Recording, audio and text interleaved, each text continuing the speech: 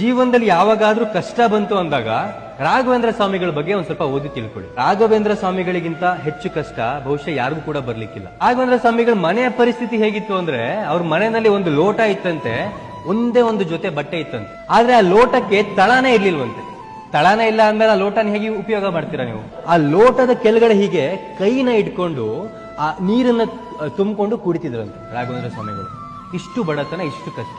ಅವರ ಮನೆಯಲ್ಲಿ ದೀಪಕ್ಕೆ ಎಣ್ಣೆ ಹಾಕುವಷ್ಟು ಕೂಡ ಅವ್ರ ಹತ್ರ ದುಡ್ಡಿರ್ಲಿಲ್ಲ. ಸೊ ರಾಘವೇಂದ್ರ ಸ್ವಾಮಿಗಳು ಏನ್ ಮಾಡ್ತಿದ್ರಂತೆ, ರಾತ್ರಿ ಹೊತ್ತು ಆ ದೀಪ ಇನ್ನೇನು ಆರ್ತಿದೆ ಅಂದಾಗ ಒಂದಷ್ಟು ಒಣಗಿರೋ ಎಲೆಗಳನ್ನ ತಂದು ಇಟ್ಕೊಂತಿದ್ರಂತೆ. ಸೊ ಅದರಿಂದ ಒಂದ್ ಎಲೆನ ಹಚ್ಕೊಳ್ಳೋದು, ಅಷ್ಟು ಶ್ಲೋಕಗಳನ್ನ ಹಿಂಗೆ ಇಟ್ಕೊಂಡು ಓದ್ಕೊಳ್ಳೋದು. ಅದಾದ್ಮೇಲೆ ಆ ಎಲೆ ಇನ್ನೇನು ಸುಟ್ಟೋಯ್ತು ಅನ್ನೋಷ್ಟ್ರಲ್ಲಿ ಇನ್ನೊಂದೆಲೆ ಒಣಗಿರೋ ಎಲೆ ಎತ್ಕೊಳ್ಳೋದು, ಅದಕ್ಕೆ ಬೆಂಕಿ ಹಚ್ಕೊಳ್ಳೋದು, ಆ ದೀಪದಲ್ಲಿ ಒಂದಷ್ಟು ಹೊತ್ತು ಓದೋದು. ಹೀಗೆ ಮಾಡ್ತಾ ಮಾಡ್ತಾ ರಾತ್ರಿ ಇಡೀ ಓದ್ತಿದ್ರಂತೆ. ಅಷ್ಟೆಲ್ಲ ಕಷ್ಟಗಳು ಬಂದಾಗ ರಾಘವೇಂದ್ರ ಸ್ವಾಮಿಗಳು ಅಯ್ಯೋ ನಮಗೆ ಯಾಕೆ ಇಷ್ಟು ಕಷ್ಟ ಬರ್ತಿದೆ ಅಂತ ಅವ್ರು ಯಾವಾಗ್ಲೂ ಯೋಚನೆ ಮಾಡೋದಿಲ್ಲ. ಎಲ್ಲವನ್ನು ಕೂಡ ನಗ್ನಗ್ತಾ ಎದುರಿಸ್ತಾರೆ.